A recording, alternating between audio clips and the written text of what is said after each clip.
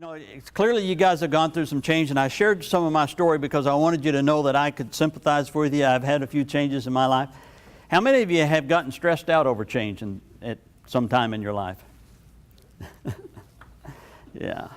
Well, I brought a couple of Life is Good stress balls for us.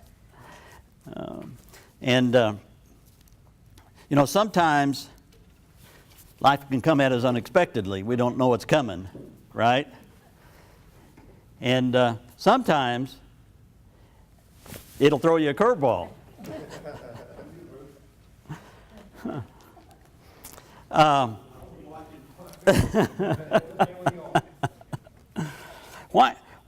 Why do you think that we fear or resist change? The devil you got's better than the devil you get. Yeah, maybe so. Unknowns, yeah, fear. Yeah. I think another reason is that it pushes us outside of our comfort zone. You know? Now, is that a good thing or a bad thing? Good. We're learning. It is a good thing, isn't it? How many of you have seen positive results from change? That was unanimous. Everybody in the room said they've seen positive results from change. Now, if we then know that change is positive, shouldn't we look at it as an opportunity instead of a burden? We really should. Yeah.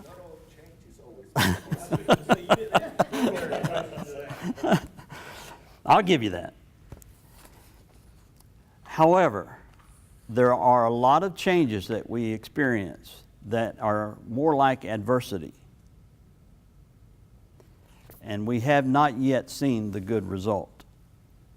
And even though the change could be identified as failure, it is actually the first giant step for your major achievement. And so I understand what you're saying, but I'm going to push back just a little bit and say that those changes that you're experiencing that you're really uncomfortable about, that you don't know what to expect. My 16-year career in the fertilizer industry, gone overnight, a huge change. I don't have any idea what I'm going to be doing next. I don't know where I'm going to be employed.